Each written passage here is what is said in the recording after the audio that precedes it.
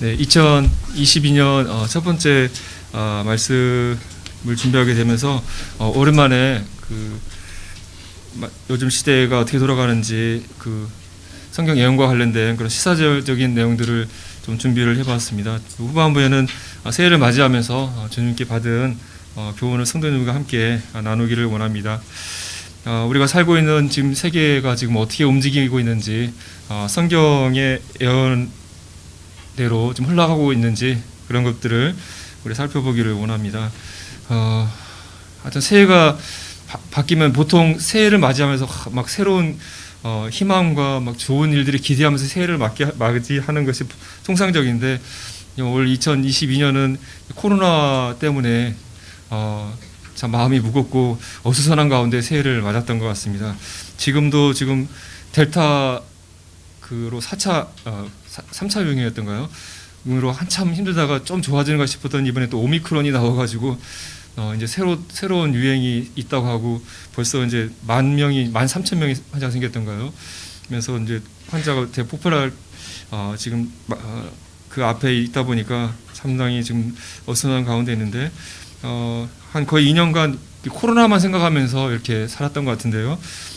다른 일들은 전 세계적으로 어떤 일이 일어나는지를 우리가 한번 생각해 보기를 원합니다.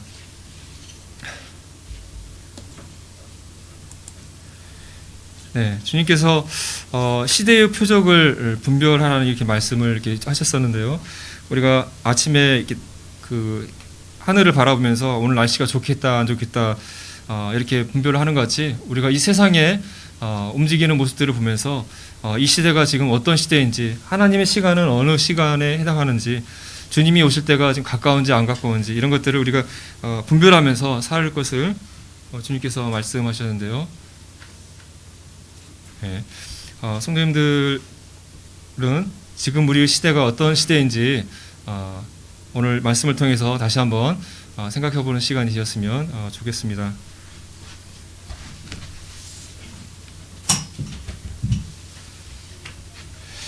주님께서는 복음서를 말씀을 통해서 마지막 때 주님이 오실 때 어떤 징조가 일어날 것인가에 대해서 주님께서 질문했을 때 마지막 때에 어떤 일이 일어날 것을 우리에게 말씀해 주셨는데, 대표적인 것이 민족과 민족이 나라가 대적하며 일어나고 곳곳에 기근과 지진이 있을 것이다. 또 누가복음 말씀에서는 추가로 전염병과 또 무서운 일과 하늘로부터 큰 징조들이 있을 것이라고 이렇게 말씀을 해주셨고, 지금 우리가 살고 있는 이 시대에 실제로 이런 일들이 많이 일어나고 있는 것을 보게 됩니다. 주님의 오심이 가까울 때에 세계 곳곳에 국지적으로 한 나라만 이르는 것이 아니라 전 세계적인 기근과 지진, 또 전염병이 일어날 것이다. 그리고 무서운 일들, 하늘로부터 큰 징조들이 나타날 것이라고 말씀하셨고, 이것이 재난의 시작이라고 이렇게 말씀하셨는데, 영어 성경을 보게 되면 진통의 시작, 산통의 시작이라고 이렇게 표현한 것을 볼 수가 있었습니다. 산모가 이렇게 아이를 뵌 다음에 이렇게 출산을 할 때 갑자기 배가 아파가지고 바로 애를 낳으러 가는 것이 아니라, 처음에는 진통이 아주 약하고 가끔 나타났다가 점점 진통이 강해지고 그 간격이 짧아지다가 마지막에 아이를 낳는 것처럼, 이 마지막 때 이런 징조들이 처음에는 약하게 가끔 나타나다가 점점 강하고 빈번하게 나타날 것이라고 얘기를 했었는데, 지금 우리의 살고 있는 시대에 일어나는 여러 가지 현상들이 바로 그러한 것에 해당하는 것으로 생각이 되어집니다. 먼저 이 지진에 대해서 살펴보게 되면, 바로 얼마 전에도 12월 14일 날 우리 김종만님이 사시는 옆 동네에서 지진이 이렇게 났었고, 지진을 혹시 피해를 느끼셨었나요?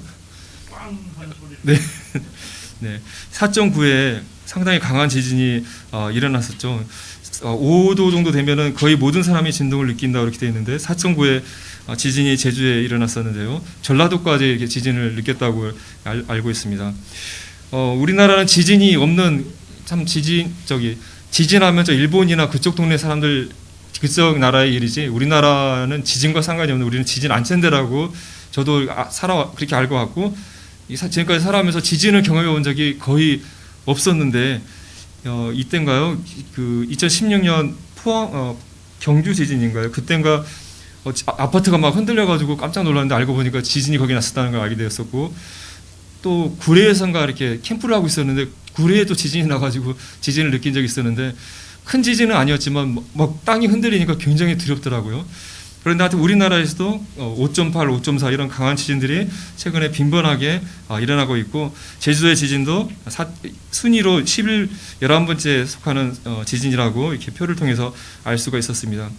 지진 안전지대라고 알려졌던 우리나라가 이렇게 지진이 빈번하게 일어났다는 것만 보더라도 참 지진이 많이 일어나고 있다는 것을 알 수가 있는데요. 여기 보시게 되면 1900년대까지 보게 되면 거의 한 20회 정도 평균 지진이 있었는데, 최근에 들어와서 지진 횟수가 급격하게 막 평균 70회 정도까지 지진 횟수가 상승한 것을 볼 수가 있습니다. 그래서 전문가들이 다 우리나라도 참 지진 안전지가 더 이상 아니다, 지진에 대한 대책을 해야 된다, 건물들도 더 튼튼하게 내진 설계를 해야 된다, 이런 얘기들을 우리 뉴스를 통해서 잘 보고 있습니다. 우리나라가 이러한데 다른 나라는 어떠할까요? 전 세계적으로 지진의 규모가 더 갈수록 커지고 더 자주 빈번하게 일어나고 있다, 이렇게 기사에서 이렇게 얘기를 하고 있습니다. 여기 보면 강도 5 이상의 지진이 이렇게 증가하고 있고 8 이상의 강한 지진도 많이 나타나고 있는 것을 표를 통해서 보여주고 있습니다. 강도 6 이상의 강진들이 1900년대 2000년까지만 하더라도 5번 이내밖에 일어나지 않았는데 2000년이 들어오게 되면서 갑격히 이렇게 급격하게 증가하는 것을 보게 되고, 세계 곳곳에 강진이 일어나고 되고 도시가 막 허물어지고 많은 사람들이 죽게 되고 또 쓰나미가 일어나서 수많은 사람이 죽는 사건들이 빈번하게 일어나게 된 것을 보고 있고, 이제 웬만한 지진이 일어나서는 그냥 지진이 일어났네 하는 마음이 둔해질 정도로 지진이 빈번하게 일어나고 있습니다. 여기서 우리가 지켜볼 것은 이러한 지진이 점점 자주 강하게 일어나고 있는 것을 우리는 생각해 볼 수 있겠습니다. 또 지진과 관련돼서 화산 활동이 상당히 중요할 텐데, 이 세계적인 그런 새로운 화산 분화가 일어나는 숫자를 보여주는 그래프가 되겠습니다. 그래서 1900년대까지만 하더라도 새로운 화산이 그렇게 많이 활동을 하지 않았는데 1900년 넘어가게 되면서 이와 같이 새로운 화산 활동들이 계속해서 새롭게 활동하는 화산들이 늘어나는 것을 보게 되면서 그래프가 이렇게 쭉 올라가는 것을 우리는 볼 수가 있습니다. 그래서 이웃 동네 일본에 있는 후지산, 우리가 잘 아는 후지산이 올해라도 당장 폭발할 수 있다라고 전문가들이 일단 경고를 내리고 있죠. 일본 하면 지진의 나라인데 그 후지산이 폭발할 수 있다는 그 위기감이 커진다는 뉴스를 보고 있습니다. 그리고 또 얼마 전에 며칠 전이었죠. 1월 15일 날 그 통가라는 나라, 그 호주 오른쪽에 있는 그 태평양에 있는 섬나라더라고요. 조그마한 섬나라에서 해저 화산이 폭발을 했는데, 여기 사진을 보게 되면 마치 원자폭탄이 터진 것처럼 거대한 폭발이 일어났죠. 그래서 실제로 10메가톤의 그 폭발력, 그래서 히로시마 원폭의 500배의 폭발이 일어났다고 이렇게 하더라고요. 그래서 그 구름이 그 상공에 20km까지 상공이 올라가서 구름이 올라갔고, 주변에 15m의 쓰나미가 덮였고, 인근에는 그 10,000km까지 멀리 떨어진 알래스카나 페루까지 이 쓰나미가 가서 페루에 물놀이 하던 사람이 빠져 죽는 일이 일어날 정도로 아주 지구상에 큰 영향을 끼치는 해저 화산 폭발이 일어났었습니다. 통가에 있는 10만 명 중에 8만 명이 피해를 입었다고 하고, 이 수도의 모습인데 이렇게 푸릇푸릇한 수도의 전경이 화산이 폭발하고 나서 화산재에 뒤집혀서 마치 죽음의 도시처럼 시커매진 모습을 인공위성을 통해서 볼 수가 있었습니다. 이렇게 해저 화산 하나가 이렇게 폭발할 때 어마어마한 폭발력에 의해서 전 세계가 흔들거리고 구름이 올라가고 이런 모습을 보게 되면서 계시록이 기록되어진 그런 말씀들이 이런 장면을 이런 장면을 표현한 게 아닌가 하는 생각을 해보게 되었습니다. 6째 인을 떼었을 때 큰 지진이 일어나게 되고, 해가 검어지고 달이 피같이 되어지고 하늘이 말리고 산과 섬이 막 옮겨졌다, 이런 표현들이 있는데, 이런 것들이 이런 지진과 강력한 화산 폭발이 지구 곳곳에 일어나게 된다면 이런 화산의 그런 연기들이 하늘을 가리게 되고, 그러면서 해와 달이 어두워지면서 지상에 엄청난 격변이 일어날 수 있겠다는 생각을 또 해보게 되었습니다. 그리고 둘째 나팔의 심판 때에도 불붙는 큰 산이 바다에 던져지게 되고, 바다의 3분의 1이 피로 변하고 바다 생물의 3분의 1이 죽고 배의 3분의 1이 깨지는 하나님의 심판이 둘째 나팔 심판 때 일어난다고 얘기했었는데, 불부는 큰 산이 바다에 던져졌다. 바다에 불부는 큰 산이 있다고 표현을 볼 때 이게 뭘까 생각했을 때 이와 같이 바다에는 해저의 화산이 큰 폭발을 하게 되면서 바다에 엄청난 쓰나미와 함께 바다의 생물들이 죽고 배들이 깨지는 일이 일어날 수 있겠다는 생각을 하게 되면서 이런 통과 해저 화산 폭발을 보게 되면서 계시록의 사건들이 이런 지진과 또 해저 화산 폭발 이런 것들이 말세에 아주 더 강렬하게 일어나는 것을 묘사한 것일 수 있겠다는 생각을 해보게 되었습니다. 다음으로 생각해 본 것은 기상이변에 관련된 것인데요. 누가복음에서 무서운 일과 하늘로부터 큰 징조들이 마지막 때에 있을 것이다 라고 이렇게 주님께서 말씀하셨는데요. 하늘로부터 있는 징조들이 무엇일까? 계시록에 보게 되면 그 우주 공간, 해와 달과 별들이 막 어두워지고 막 떨어지고 하는 그런 천체의 현상들을 많이 표현하고 있는데 그것들을 표현한 것으로 생각할 수 있지만 또 지구의 하늘인 이 구름이 있는 이 기상 이변을 표현한 것으로 볼 수 있겠다는 생각을 해보게 됩니다. 경험하지 못한 무시무시한 하늘로부터 오는 현상들. 지금 온 나라에서 세계 각국에 기상 이변들이 일어나고 있지 않습니까? 엄청난 태풍, 허리케인, 막 하늘에서 우박이 떨어지고 경험하지 못한 무시무시한 기상 이변들이 세계 곳곳에서 점점 빈번하게 일어나는 것을 우리가 보고 있습니다. 미국의 기사가 되겠는데요. 작년 10월 달에 기사가 9월 달이 됐을 때 이미 초대형 자연재해가 18건이 되어서 1년이 다 되지 않았는데 작년 1년치의 피해액을 추월하였다라는 기사가 실렸던 것을 보게 됩니다. 여기 보게 되면 이 지도에 보면 이 미국이라는 넓은 땅덩이에 곳곳에 일어났던 자연재해들을 표현하고 있습니다. 여기 빨간 동그라미들은 허리케인인데요. 강력한 허리케인들이 계속해서 일어나고 있었고 특별히 이 허리케인 아이다라는 허리케인 때는 엄청난 그 물난리가 나가지고 뉴욕에 있는 사람들이 막 물에 빠져서 죽는 일들이 일어나서 수많은 사람들이 이때 죽는 일이 있었거든요.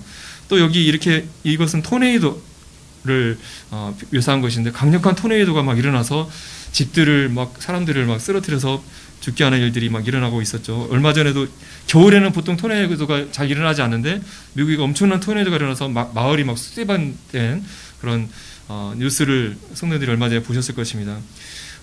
산불이라든가 또 텍사스의 냉이라든가 이런 미국이 참 세계적으로 제일 잘 사는 나라고 기반 시설이 잘 된 나라임에도 불구하고 감당할 수 없는 무시무시한 경험하지 못한 기상재해로 인해서 엄청난 피해를 보고 많은 사람들이 죽기도 하고 집을 잃기도 하고 일들이 지금 점점 많이 일어나고 있다고 하는 것이죠.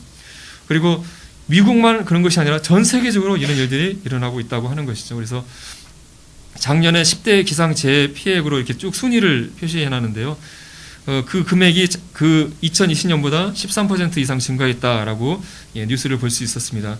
앞에서 말씀드린 미국의 허리케인 아이다 때 95명의 미국인이 죽었고 $650의 피해액이 있었고 그 다음에 두 번째가 유럽의 홍수였습니다. 얼마 전에 우리 남원에서도 엄청난 홍수가 일어나서 막 큰 피해를 입었었는데 유럽에도 그와 같이 유례 없는 홍수가 일어나서 유럽인들이 240명이 사망했다는 기사가 있었습니다.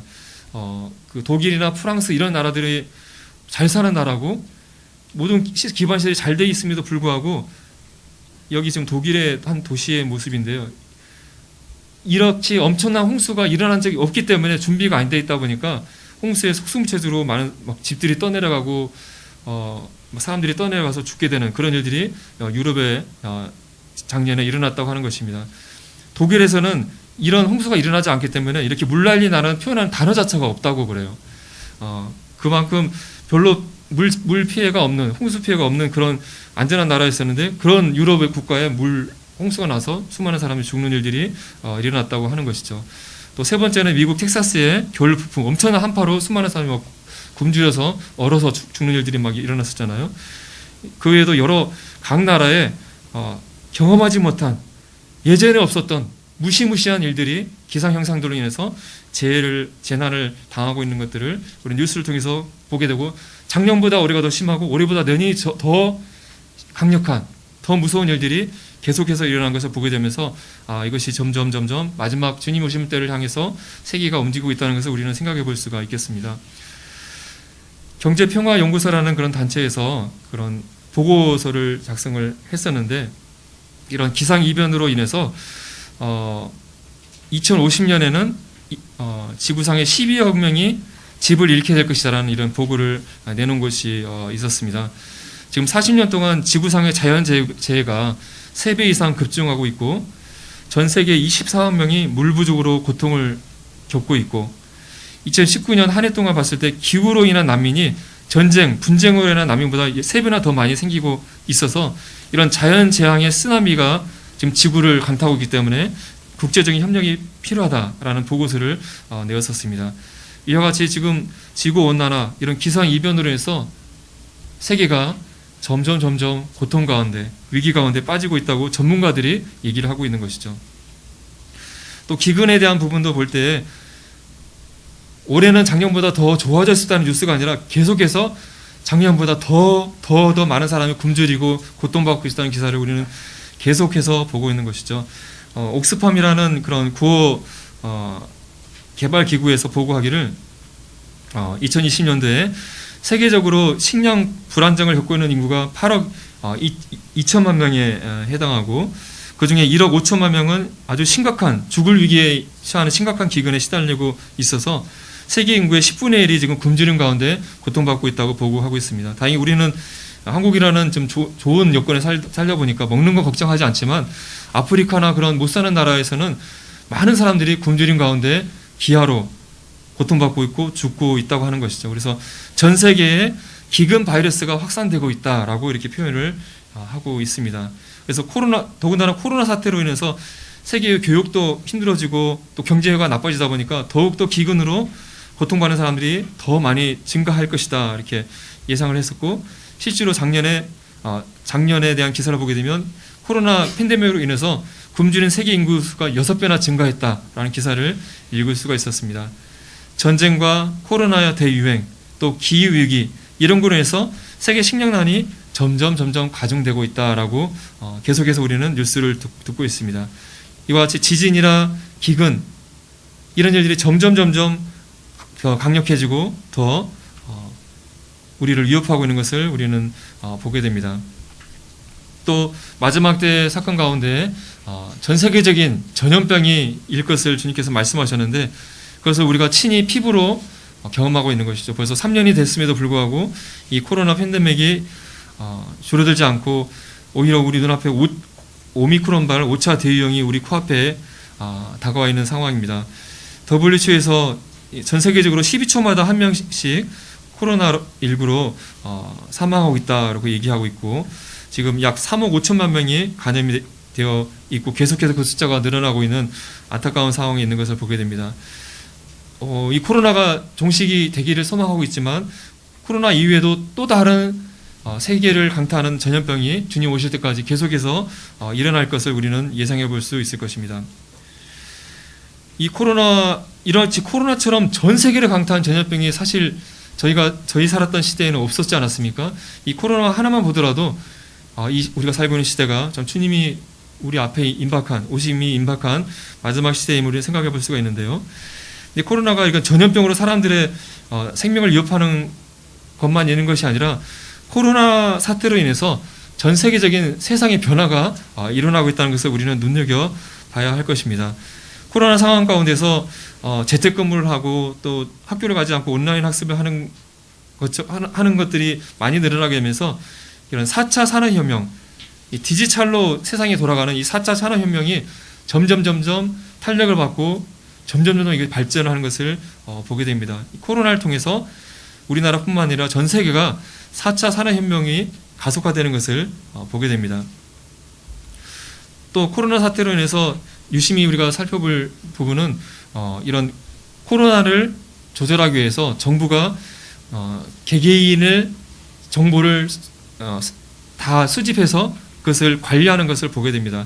이 사람이 코로나 백신을 언제 맞았는지, 뭘 맞았는지, 그래서 이 사람이 접종 완료자인지 아닌지를 확인해서 이 사람이 완료자면은 마트를 들어가고 완료자가 아니면 못 들어가고 이런 것들을 구분하는 그런 방역 패스가 지금 실시되고 있지 않습니까? 그래서 이 코로나 사태를 통해서 이 국가가 국민의 개개인을 정보를 수집해서 관리하고 그걸 통해서 통제하는 일들이 당연시하게 받아들이는 그런 가운데 지금 방역 패스, 코로나 패스가 지금 우리나라에서 사용되고 있고 우리나라뿐만 아니라 전 세계가 다양한 이름으로 이런 방역 패스나 또 백신 여권 이런 것들이 발표됨으로써 코로나를 접종을 한 사람만 다른 나라를 이동할 수 있고 또 어떤 시설을 이용할 수 있는 그런 조건을 걸어서 통제하고 있는 것을 보게 됩니다.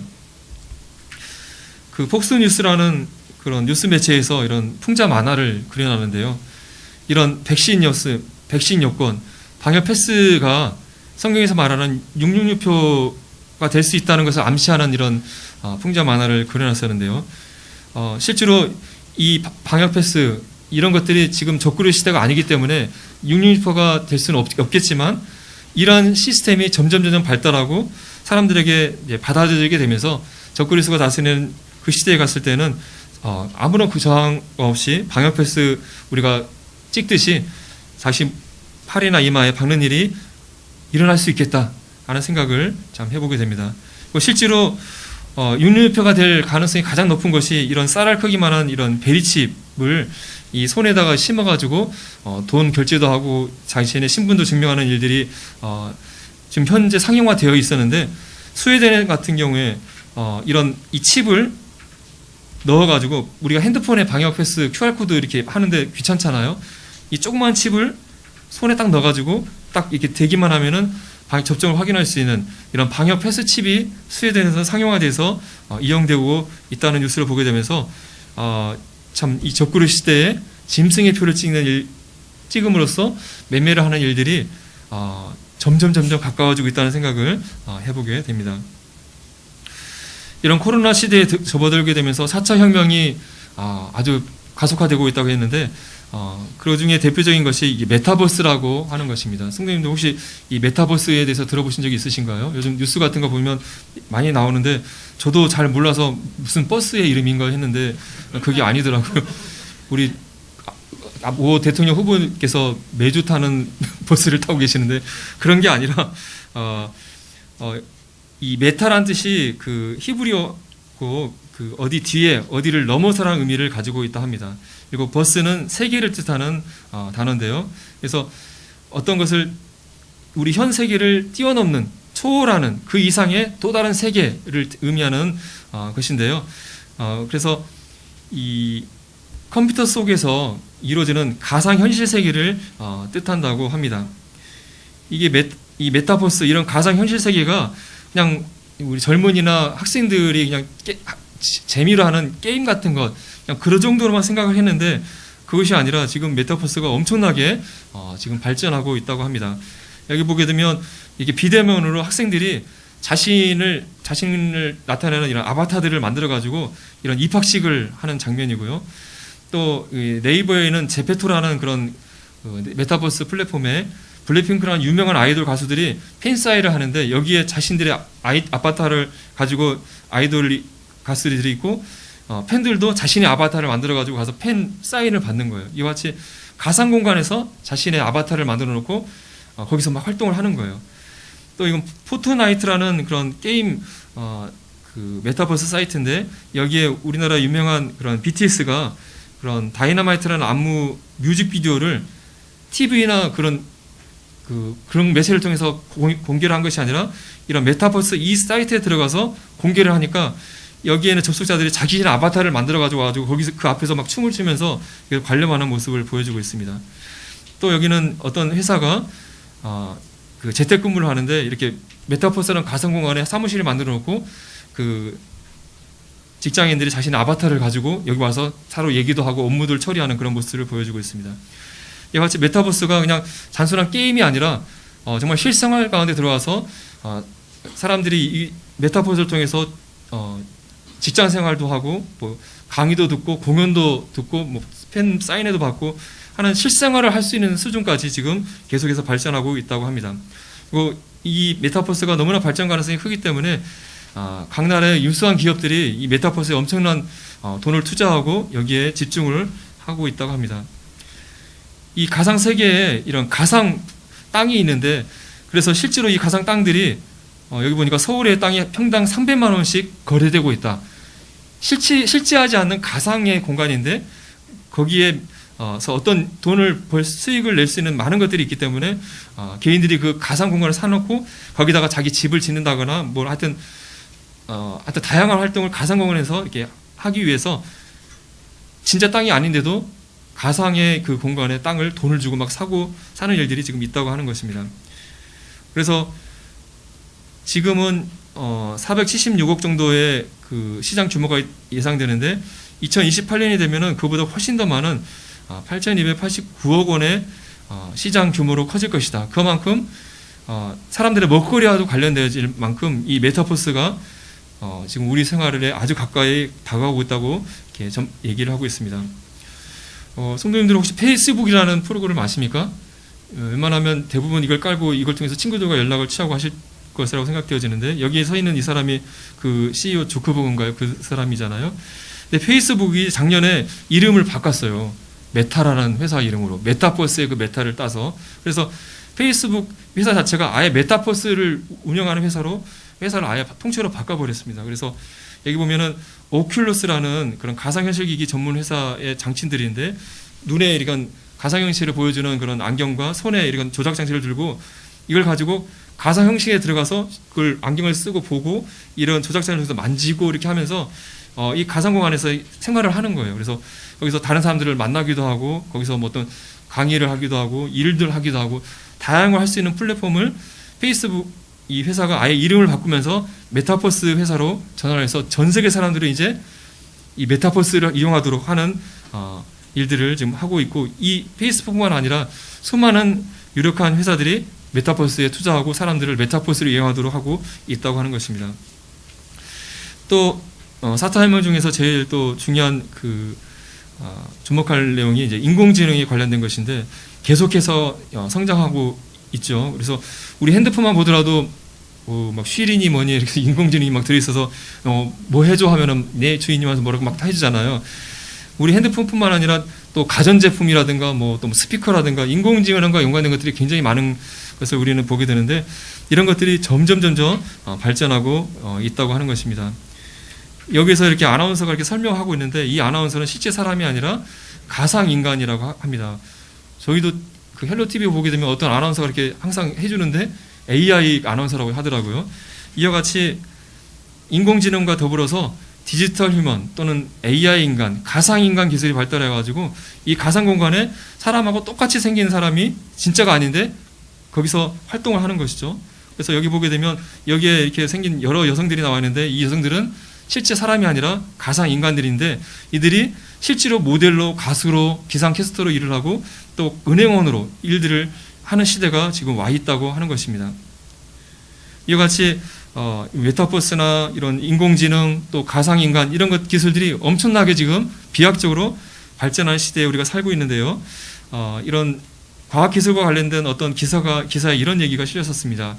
지금 세계가 인공지능을 향해서 막 돌진을 하고 있는데, 이런 인공지능이 우리 인간의 구세주가 될 것인가 아니면 파괴자가 될 것인가라는 제목의 글이 실렸었습니다. 거기에 내용에 보게 되면 일론 머스크라는 분 아시죠? 세계 제1의 갑부 테슬라 자동차 주인인 일론 머스크가 이 인공지능의 사회를 예견하면서 AI 기술이 잠재적으로는 핵무기보다 더 인간에게 더 위험할 수 있다라는 얘기를 했다고 합니다. 그러니까 인공지능 기술이 잘 활용되고 인류의 안녕과 행복을 위해서 잘 사용되면 좋겠지만, 이를테면 어떤 독재자가 이런 기술들을 독점하여서 사람들을 독재하고 통제하고 괴롭히고 또 뭐 감옥에 가두고 이런 일들을 사용하게 됐을 때에 인류의 파괴제가 될 수 있다라고 이렇게 경고하고 있는 것이죠. 우리 영화 보면 터미네이터 같은 유의 영화를 보게 되면 미래에 막 컴퓨터 인공지능이 막 사람을 다스리는 시대가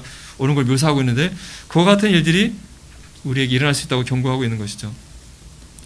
그래서 이 메타버스가 우리가 과거에 인터넷이 등장했을 때 이와 같이 이 세계적으로 인터넷이 잘 퍼지게 될지는 잘 몰랐잖아요. 근데 인터넷이 등장하고 그 뒤에 이 핸드폰을 통해서 SNS, 소셜 네트워크를 통해서 전 세계 사람들이 막 소통하는 그런 시대가 왔는데, 이제는 다음 시대는 메타버스 시대가 온다고 이렇게 예상하고 있는 것이죠. 그래서 이 메타버스에 들어가서 거기에 메타버스 안에서는 나라나 또 인종이나 언어 장벽 없이 전 세계 모든 사람들이 그 가상 공간에 자신의 아바타를 만들어 가지고 거기서 모든 활동을 할 수 있는 거예요.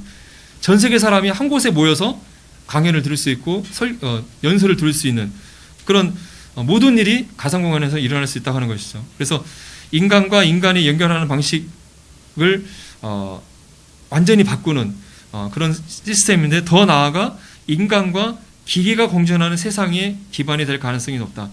이 메타버스라는 세상에서는 인간과 인간이 서로 만나서 활동하는 것뿐만 아니라 거기에 가상인간들, AI의 가상인간들이 돌아다니면서 그 가상인간, 그러니까 기계들과도 활동하는 시대가 앞으로 올 것을 예견하고 있는 것입니다. 이러한 이 현 시대의 기술의 발달을 보게 되면서 우리는 마지막 시대, 적그리스도 날의 시대가 이런 식으로 실현되겠구나 하는 생각을 해볼 수 있는 것이죠. 우리가 적그리스도 다스리는 7년 환란기 중반에 적그리스도가 칼에 상하여 죽게 되었다가 다시 살아나게 되는 일이 나게 되고, 둘째 짐승인 거짓 선지자가 죽었다 살아난 짐승을 위하여 우상을 만들라고 한다고 성경은 예언되어 있습니다. 여기서 우상은 영어 성경을 보게 되면 이미지라고 되어 있기 때문에 우상하면 어떤 그 조각상 같은 것을 떠올릴 수 있는데, 그런 것도 얘기할 수 있지만 우리 컴퓨터 속에서 보이는 그런 형상, 이미지를 의미한 것일 수도 있을 것 같습니다. 그가 권세를 받아 그 짐승의 우상에게 생기를 주어 그 짐승의 우상으로 말하게 하고, 또 짐승의 우상에게 경배하지 아니하는 자는 몇이든지 다 죽이게 하더라. 이 짐승의 우상, 짐승의 형상을 만든 다음에 거기에 생기를 주어서 그 짐승의 형상이 말을 한다고 얘기하고 있습니다. 그리고 이 우상에게 경배하는지 안 하는지를 구별해서 경배를 하지 않은 사람은 다 죽이게 한다고 표현하고 있습니다.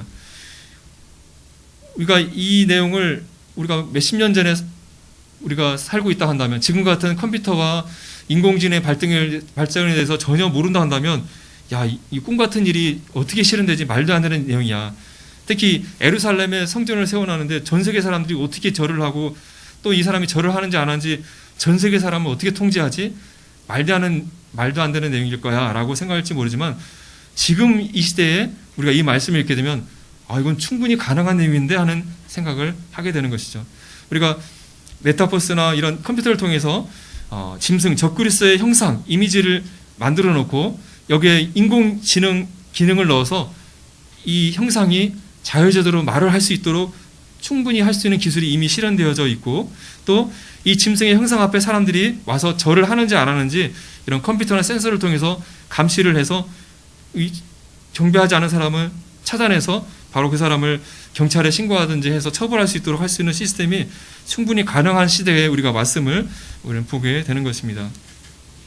또 최근에 이 경제에 있어서 또 주목할 부분은 비트코인과 같은 가상화폐 열풍이 전 세계적으로 불어서 우리나라에도 대학생들 4명 중에 1명이 가상화폐에 투자를 한다고 할 정도로 이런 가상화폐, 우리 돈 하면은 이 지폐 동전인데 가상화폐라고 해서 만질 수도 없고 볼 수도 없는 이 존재하지 않은 가상의 공간의 화폐잖아요. 근데 거기가 막 돈이 오르니까 엄청난 세상 사람들이 거기 투자를 하고 열광하고 있지 않습니까?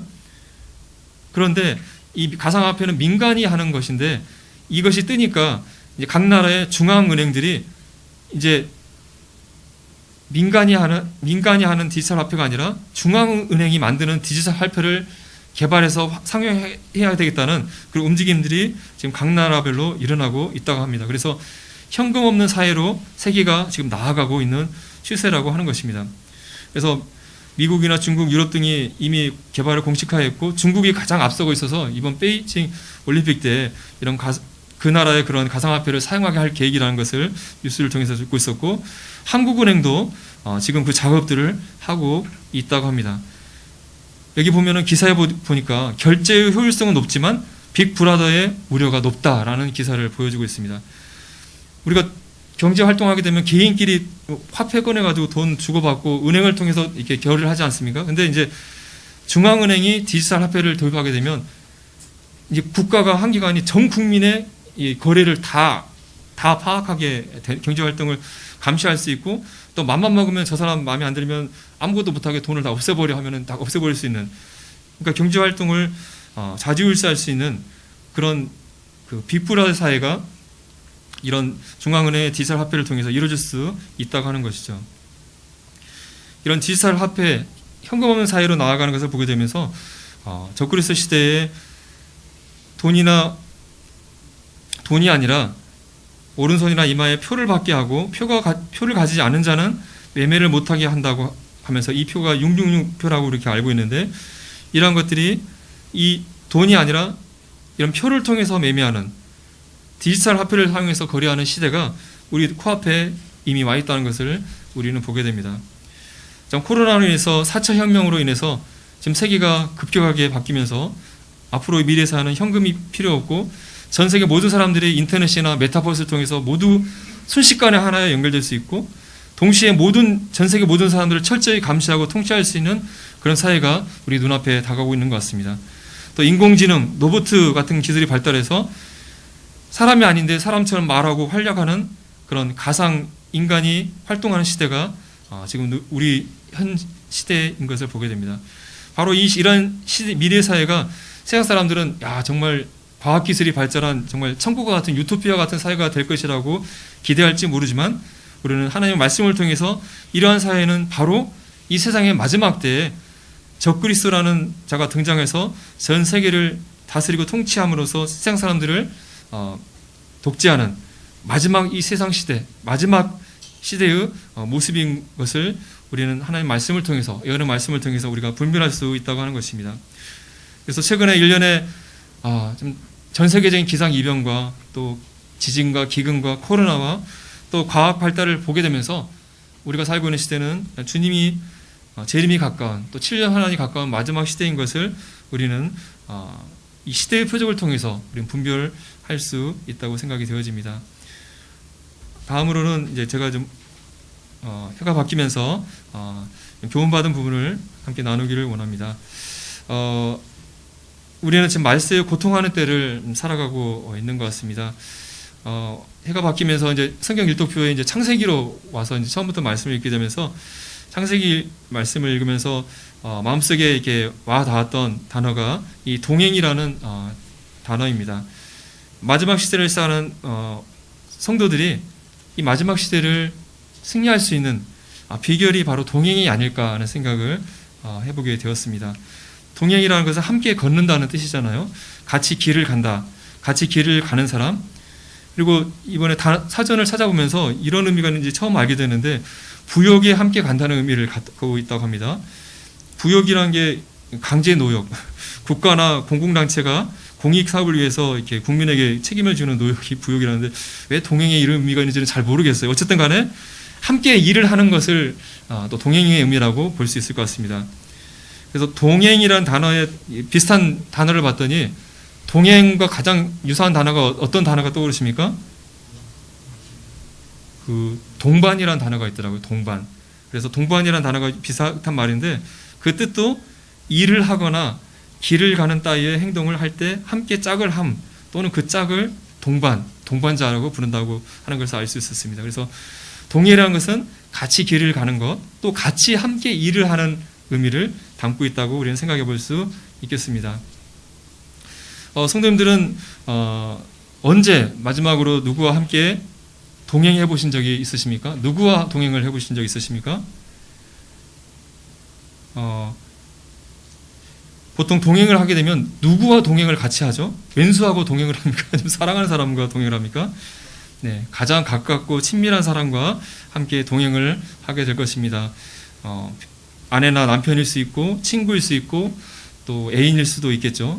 우리는 가장 사랑하는 사람과 함께, 친밀한 사람과 함께 같이 걷기를 원하고 걷게 될 것입니다. 함께 이렇게 동행을 하려면 어떻게 해야 될까요? 일단은 그 상대방과 전화를 하든지 해서 시간과 장소를 정해서 약속을 하고 만나야지 동행을 시작할 수 있겠죠. 일단은 만나는 약속을 하고 만나야 할 것입니다. 동행을 하게 되면은 무엇을 할까요? 보통 동행을 하게 되면 함께 얘기를 나누면서 어떻게 살고 있니, 또 요즘 근황은 어떠니, 이렇게 걸으면서 얘기를 하면서 교제를 하고, 또 걷다가 또 힘들면 같이 물도 마시고 음료수 마기도 하면서 이렇게 함께 즐거운 교제의 시간을 보통 동행을 할 때 갖지 않습니까? 그리고 함께 동행을 하게 되면은 어떻게 될까요? 두 사이가 더 친해지게 되고 서로를 더 잘 알게 되고 서로의 마음을 잘 알게 될 것입니다. 그렇다 한다면 우리는 누구와 동행을 해야 할까요? 당연히 하나님과 예수 그리스도와 주님과 우리는 동행해야 할 것입니다. 제가 한번 성도님께 한번 질문을 던져보겠습니다. 성도님들은 지금 주님과 동행하고 계십니까? 이 질문에 어떻게 답을 하시겠습니까? 네, 하나님께서 그 아담과 하와를 만드시고 에덴 동산에 이렇게 살게 하셨는데요. 근데 하나님께서 인간을 만들 때 그 사랑의 교제의 대상으로 이렇게 만드셨다고 우리는 알고 있잖아요. 근데 그 에덴 동산에서 아담과 어떻게 교제를 나눴을까 하는 생각을 해봤을 때 개인적인 생각이지만 하나님께서 아담과 동행을 하지 않았을까 하는 생각을 해보게 됩니다. 함께 걷지 않으셨을까? 이 창세기 말씀 보게 되면 그들이 그날 바람이 불 때 동산에 거니시는 여호와 하나님의 소리를 듣고 이 에덴 동산에 범죄하기 이전의 모습이기 때문에 우리 지금 상황과는 다를 것으로 생각되어지는데 어쨌든 이것이 비유인지 어쩐지는 모르겠지만 에덴 동산에 하나님께서 오셨고 동산을 지금 걷고 계신다고 표현하고 있습니다. 동산을 걷고 계시는 하나님을 표현하고 있습니다. 그러면서 여호와 하나님이 아담을 부르셨다고 표현하고 있습니다. 동산을 이렇게 걸으시면서 산책하시면서 아담을 부르시는 거죠. 아담을 왜 불렀을까 생각했을 때 아담아 이리 와라, 나랑 같이 걷고 나랑 교제하자, 이렇게 말씀하지 않으셨을까? 선악과를 따먹기 전에는 하나님이 이렇게 동산을 거니실 때 아담이 또 하와가 같이 와서 하나님과 같이 걸으면서 아담아 오늘 뭐 했어? 어떤 즐거운 일이 있었어? 하면서 이런 식으로 같이 걸으면서 또 대화를 나누면서 교제를 나누지 않았을까 하는 생각을 해보게 됩니다. 실제로 또 우리가 이제 천국에 가게 되면 우리가 뵌 적이 없고 만진 적이 없는 예수 그리스도 또 하나님과 함께 실제로 같이 걸으면서 교제하는 일이 있을 거라고 생각이 되어집니다. 어쨌든 하나님께서 아담과 하와를 만드시고 함께 교제 나누시고 함께 걸으시면서 동행하면서 교제하면서 친구로 지내기를 원하셨지만 아담과 하와가 선악과를 따먹고 범죄함으로 인해서 이 인간과 하나님의 관계가 깨어지게 되고 이 동행의 관계가 깨어지게 되었던 것을 보게 됩니다. 아마 아담과 할아버지가 선악과를 안 따먹었으면 지금도 저희가 하나님과 함께 걸으면서 동행하는 일이 실제하지 않을까 하는 생각을 해보게 되는데요. 어쨌든 아담의 자손들이 참 이제 범죄 이후에 많은 죄악 가운데 타락한 가운데 있었음에도 불구하고 아담의 7대 손이었던 에녹에게서 다시 하나님과 동행하였다는 기록을 보게 됩니다. 에녹은 그 죽음을 맛보지 않고 하늘나라로 올라갔던 인물로서 곧 있게 될 그런 노아 홍수 심판을 피하고 하늘나라로 올라갔기 때문에 심판을 피하고 휴거하는 교회의 모형으로 우리가 생각을 하고 있습니다. 이 에녹이 삶의 특징을 보았더니 그가 하나님과 동행하였고 하나님이 그를 데려가셨다라고 이렇게 표현하고 있는 것이죠. 이 에녹이 어떻게 이게 하나님과 동행하는 삶을 살았을까 우리가 생각했을 때 그가 무두셀라를 낳은 후에 300년을 하나님과 동행했다는 기록을 통해서 이 무두셀라를 낳은 이후에 그가 하나님의 이 세상에 대한 심판에 대한 경고를 듣고 그가 이 세상과 겉하지 않고 하나님을 바라보며 하나님과 동행하는 삶을 살았을 것으로 우리는 축축이 되어집니다. 잘 아시다시피 무두셀라의 이름 자체가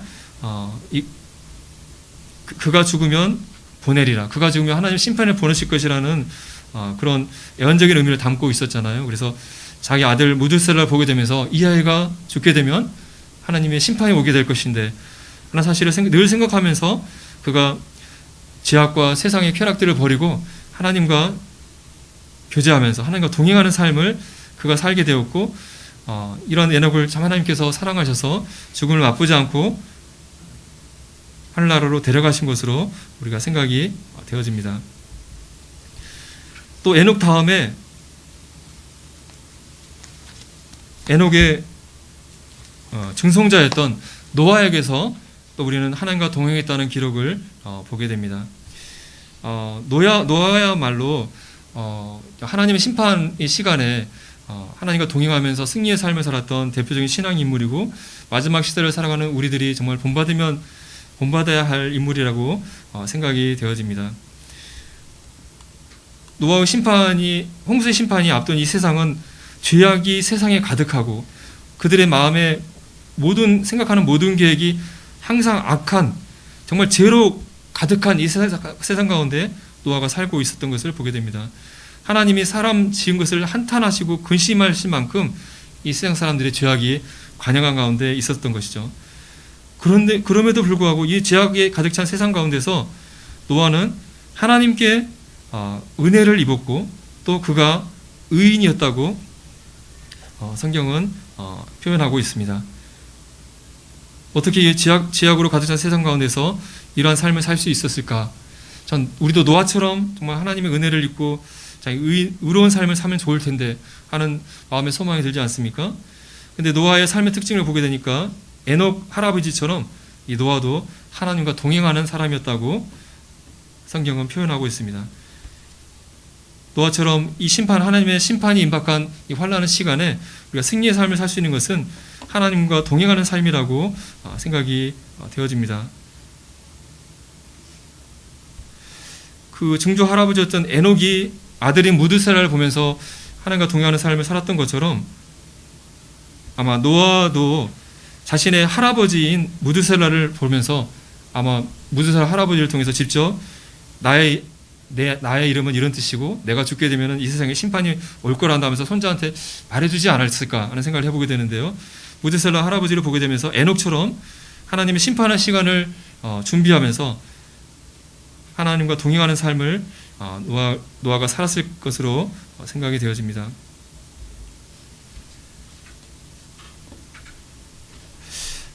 하나님과 이게 동행을 한다는 것은 어떤 의미일까?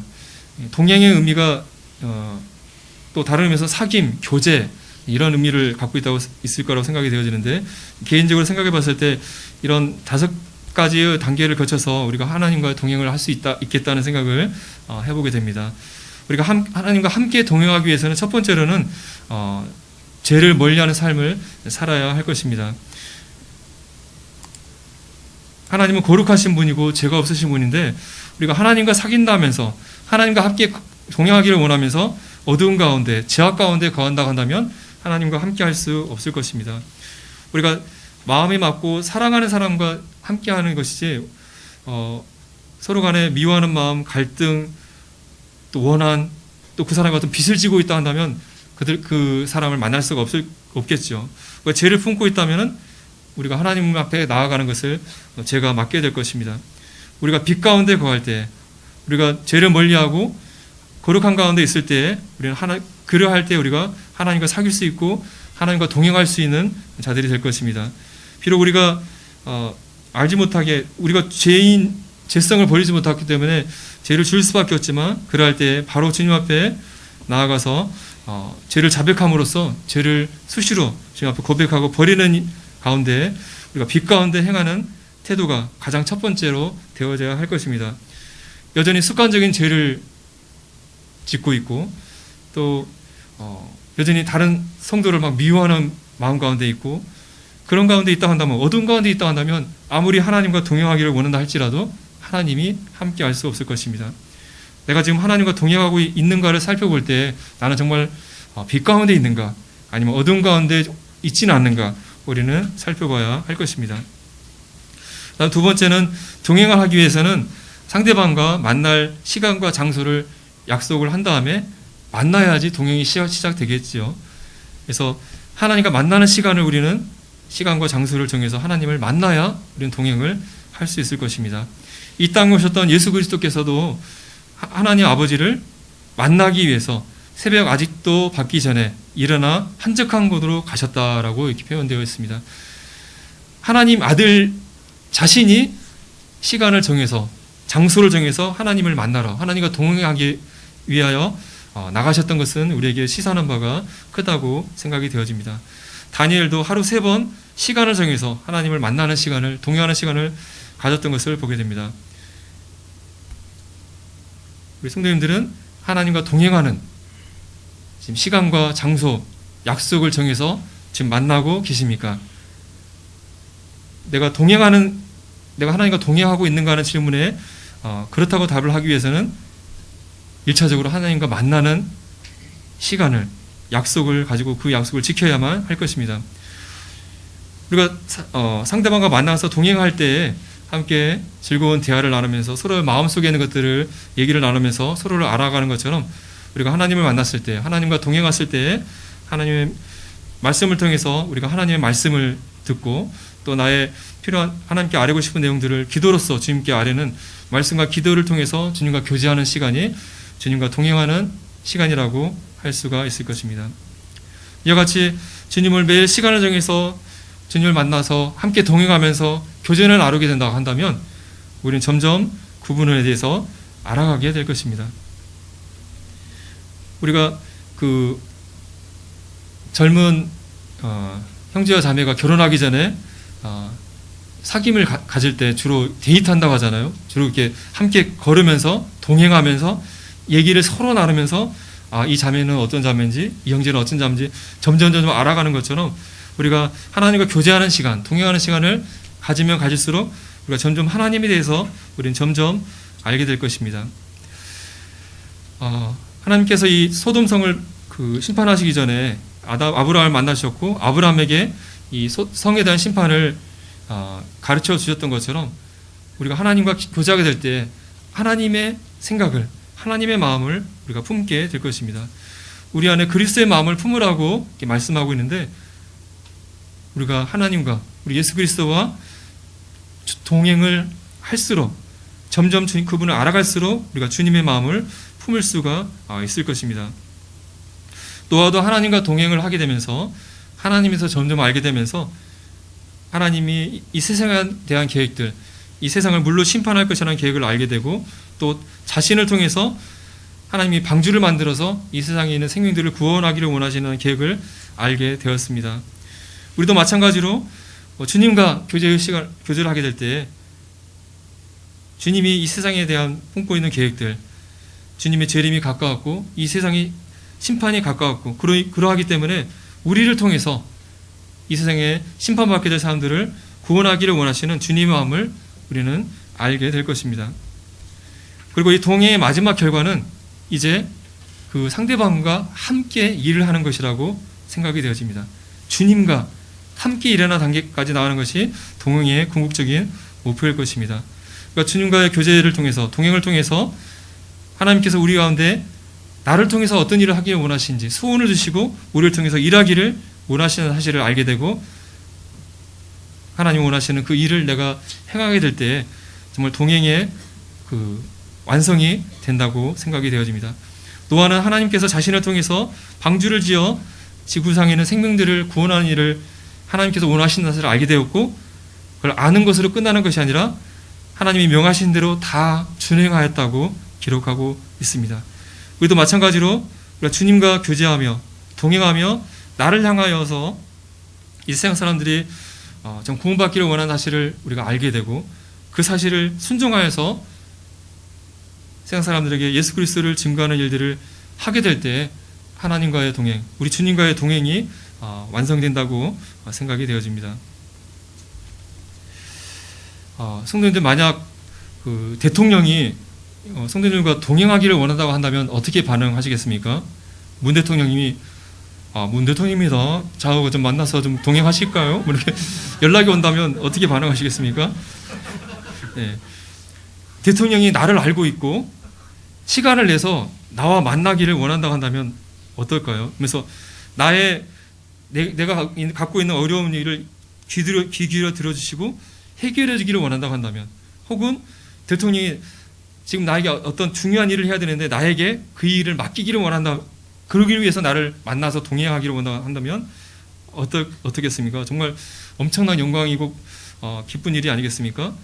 대통령을 만난다는 것은 사실 현실 불가능한 일이죠. 나 대통령 만나야 서울 좀 올라가겠어, 청와대 좀 가겠어, 간다고 해서 만날 수 없잖아요. 이게 이 정도 돼야지 가서 동행을 할 수 있지 않습니까? 현실은 대통령을 만나고 싶어도 못 들어가고 앞에서 피켓 들고 저 좀 만나주세요 이렇게 하는 게 현실이지 않습니까? 참 이 땅에 대통령을 만나서 그분과 동행을 하고 그분과 대화를 하고 그분과 함께 일을 한다는 것 자체가 얼마나 영광스럽고 놀라운 일이겠습니까? 그런데 하나님께서 바로 나를 동행에 초대하시고 나와 함께 걷기를 원하시고 나의 이야기를 듣기를 원하시고 또 하나님이 원하시는 일을 나를 통해서 이루시기를 원한다고 한다는 사실이 얼마나 놀라운지 모르겠습니다. 하지만 우리는 내가 바쁘다고 귀찮다고 이 하나님의 동행의 초대를 거절하고 있지는 않은지 반성해 보게 됩니다. 우리는 엠마오로 갔던 두 제자 얘기를 잘 알고 있습니다. 예루살렘에서 예수님께서 이렇게 돌아가셨을 때 그들은 크게 실망하고 낙담하고 포기하게 되고 또 그 이후에 어떤 예루살렘에 있을 핍박에 대한 두려움을 갖고 아마 자신들의 고향인 엠마오로 내려갔을 것으로 생각이 되어집니다. 그런데 놀랍게도 예수님께서 오셔서 그들과 동행하셨다고 기록하고 있습니다. 그들과 동행하면서 그들과 교제하면서 말씀을 풀어서 그들에게 교육해 주셨을 때 그들의 마음이 뜨거워졌다고 얘기하고 있습니다. 그리고 그들이 일어나서 그 두려웠던 고난의 장소인 예루살렘에 다시 돌아갔다고 기록하고 있습니다.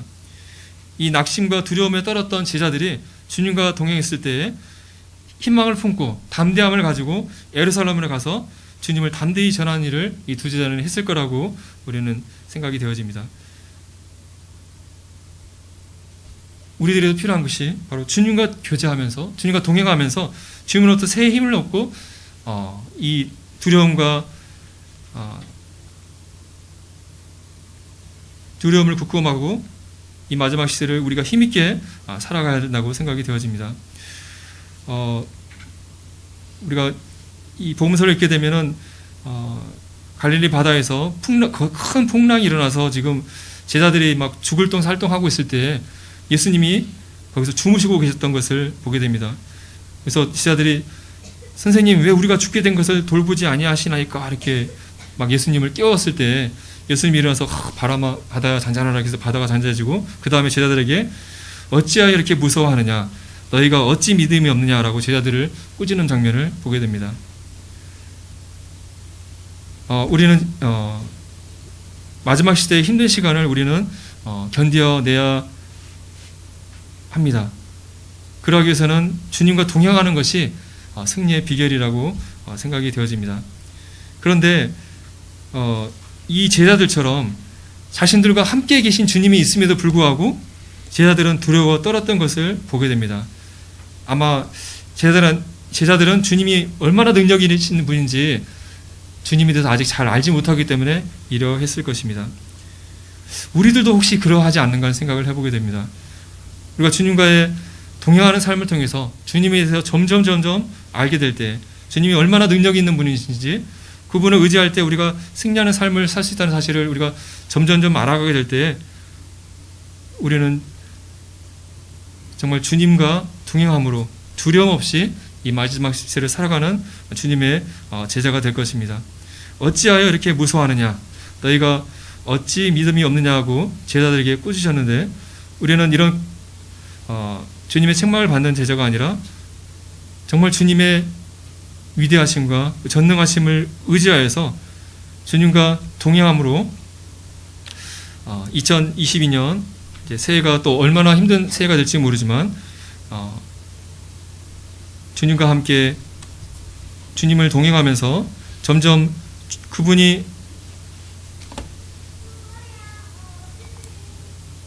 얼마나 놀라우신 분지 매일매일 주님과의 교제의 시간을 통해서 동행을 통해서 그분을 알아가며 그분에 대한 더 큰 믿음을 가지고 그분을 의지하여서 이 마지막 힘든 시대를 승리하는 성도들이 되었으면 좋겠습니다. 네, 이상으로 말씀 교제 마치겠습니다. 네, 감사합니다.